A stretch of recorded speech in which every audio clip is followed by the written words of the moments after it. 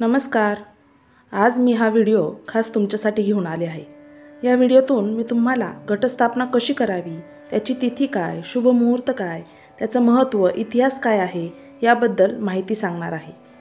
तसेच नवरात्रीमध्ये कोणत्या मंत्राचा जप करायचा आहे, देवीची 9 रूपे कोणती याबद्दलही आपण माहिती या व्हिडिओच्या माध्यमातून पाहणार आहोत. तर यावर्षी घटस्थापना 3 ऑक्टोबर 2024 रोजी आहे आणि 12 ऑक्टोबर 2024 रोजी दसरा हा सण येत आहे.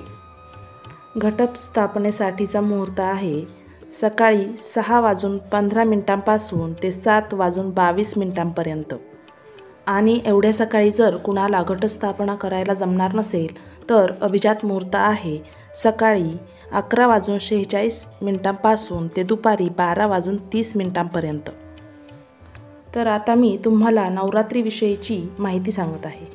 अश्विन महिन्यात देवीची स्थापना करून अखंड दिवा प्रज्वलित करून आदिमायेची 9 दिवस पूजा करणे म्हणजेच घटस्थापना करणे आणि त्यालाच नवरात्रोत्सव असे म्हणतात. शारदीय नवरात्रोत्सव अश्विन महिन्याचा शुक्ल पक्षाच्या प्रतिपदा तिथीपासून सुरू होतो व नवमी तिथीला संपतो. त्यानंतर दसरा साजरा केला जातो. अश्विन महिन्यात येणाऱ्या ह्या नवरात्र उत्सवाबाबत एक पौराणिक कथा प्रसिद्ध आहे. महिषासूर नावाचा एक राक्षस अतिशय प्रभावी बनला होता. त्याने स्वसामर्थ्याने सर्व देवांना व मानवांना त्रस्त केले होते. धैर्य घालून बसलेल्या देवांनी ब्रह्मा, विष्णू, महेश यांची आराधना केली. देवांच्या आराधनेने प्रसन्न झालेल्या त्रिदेवांना महिषासुराचा राग आला. त्यांच्या पुण्यप्रकोपातून एक देवी शक्ती निर्माण झाली. या दैवी शक्तीने 9 दिवस अविरत युद्ध करून महिषासुराला मारले. आसुरी वृत्तीला दाबून दैवी शक्तीची पुन्हा स्थापना केली. ही दैवी शक्ती म्हणजेच जगदंबा देवी. 9 दिवस अखंड दिवा तेवत ठेवून आई जगदंबेची पूजा करून तिच्यापासून शक्ती प्राप्त करण्याचे दिवस तेच नवरात्रीचे दिवस. तर 9 दिवसांमधील पहिला दिवस म्हणजे घटस्थापनेचा दिवस. तर आता आपण पाहूयात घटस्थापना कशी करावी. सर्वप्रथम आपल्याला आपले घर स्वच्छ करून घ्यायचे आहे. नंतर घटस्थापनेच्या दिवशी सकाळी लवकर उठून घटस्थापनेची जागा स्वच्छ करून घ्यायची आहे. नंतर आपल्या देवघरातील देव स्वच्छ घासून पुसून त्यांची पूजा करायची आहे आणि त्यांना विड्याच्या पानावर ठेवायचे आहे. कारण 9 दिवस आपण हे देव हलवत नाही, त्यांना फक्त हळदी कुंकू वाहत असतो. आता आपण पाहूया की घटस्थापना कशी करावी. तर घटस्थापनेसाठी लागणारे साहित्य आपण आधीच जमवून ठेवावे, त्यामुळे ऐनवेळी आपली गडबड होत नाही. तर या ठिकाणी मी पाटावर लाल वस्त्र टाकून दिव्यासाठी स्वस्तिक आणि घटासाठी तांदळाची रास करून घेतली आहे. तर आपण शक्यतो लालच वस्त्राचा वापर करावा, कारण देवीला लाल वस्त्र हे प्रिय असते. आता आपण साहित्य बघूयात. तर आपण इथे 5 धान्य घेतले आहेत. काही ठिकाणी 9, 7 अशा प्रकारचे देखील धान्य घेतले जातात. यामध्ये मी सातू, गहू, मूग, मटकी, हरभरा अशा प्रकारचे धान्य घेतले आहे. नारळ, घट, फुले, पाने, तुळस, दुर्वा, नागिनीची पाने, खारीक खोबरे आणि याला वावरी म्हणतात आणि एक पत्रावळी घेतली आहे. तर या ताटामध्ये आपण घट बसवणार आहोत. घंटा, पळी आणि इतर असे सामान जमवून घेतले आहे.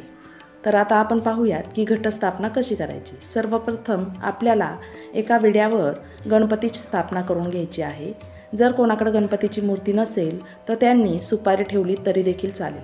आता आपण याची पूजा करूयात. याला हळदी कुंकू वाहून घेत आहे आणि नमस्कार करायचा आहे. त्याचबरोबर आपल्याला एका बाजूला विडा देखील ठेवून घ्यायचा आहे. आपण ही पूजा अगदी मनोभावे करायची आहे आणि मनापासून करायची आहे. ही करत असताना आपल्याला देवीचा मंत्र देखील म्हणायचा आहे. सर्व मंगल मांगल्ये शिवे सर्वार्थ साधिके शरण्ये त्र्यंबके गौरी नारायणी नमोस्तुते. तर मी इथे आता हे ताट मांडून घेत आहे आणि त्यामध्ये ही पत्रावळी ठेवत आहे. तर यामध्ये आपल्याला आता वावरी टाकायची आहे. तर वावरी ही कधी चाळून घ्यायची नाही. जर आपण ती चाळून घेतली तर धान्य नीट उगवत नाही आणि ते कुजते, त्यात पाणी राहते फार, त्यामुळे घट आपला नीट उगवत नाही. तर ही माती, याला आमच्याकडे वावरी असं म्हणतात, तर ती ही चाळून नाही घ्यायची. ह्या वावरीचा एक थर द्यायचा आहे आणि आपल्याला आता त्याच्यावर धान्य पसरून घ्यायचे आहे. धान्य हे असे कडेकडेने टाकायचे आहे. मध्ये धान्य टाकायचे नाही, कारण आपल्याला तिथे घट ठेवायचा असतो. त्यामुळे असे कडेने धान्य पसरवून घ्यायचे आहे. धान्यामध्ये गव्हाचा उपयोग जास्त करायचा, कारण गव्हाचे जे उगवून येते धान्य तर ते खूप छान असे येते आणि बाकीचे धान्य हे थोड्या थोड्या प्रमाणात टाकायचे आहे. मी धान्यावर परत एक थर मातीचा देत आहे. हा थर आपल्याला पातळच द्यायचा आहे, कारण धान्य उगवण्यासाठी आपल्याला मदत होते. जर आपण जास्त प्रमाणात माती टाकली तर धान्य उगवायला कठीण जाते. आता मी इथे घट ठेवला आहे आणि त्यामध्ये पाणी ओतत आहे. तर घटावर स्वस्तिक काढून घेतले आहे आणि 5 नाम ओढून घेतलेले आहेत. यामध्ये आता मी अक्षता, 1 रुपयाचे नाणे, दुर्वा, तुळस, हळकुंड, सुपारी टाकून घेतली आहे आणि त्याच्या बाजूला मी हा धागा बांधून घेत आहे. आता याच्यावर कलशाची स्थापना करायची आहे. काही ठिकाणी स्वतंत्र कलश ठेवला जातो, पण आमच्याकडे अशा प्रकारे कलशाची स्थापना केली जाते. तर आता परत एकदा मी एक पातळ असा धान्याचा थर दिला आहे आणि परत एकदा त्याच्यावर वावरी टाकून घेत आहे. पाहू शकता, हा घट आपण पाण्याने भरल्यानंतर तो असा पाझरून त्याच्यातलं पाणी देखील घटाला जात असते आणि त्यामुळे आपलं धान हे छान असं उगवत असतं. मी ही वावरी सगळीकडे पसरवून घेतली आहे. पूजा करत असताना आपल्याला देवीचे नामस्मरण सतत करायचे आहे. आपली मनोभावे केलेली पूजा देवी स्वीकार करत असते. या देवी सर्वभूतेषु शक्तिरूपेण संस्थिता नमस्तस्ये नमस्तस्ये नमस्तस्ये नमो नमः. पाणी आपल्याला ओतायचे नाही आहे, तर हाताने शिपका मारायचा आहे. एकदम पाणी कधीच ओतायचे नाही. माती ओली होईल अशा प्रकारे आपल्याला पाणी टाकायचे. तर मी आता मातीवर पाण्याचा शिपका मारून घेतला आहे. सगळीकडनं माती ओली होईल याची काळजी घ्यायची.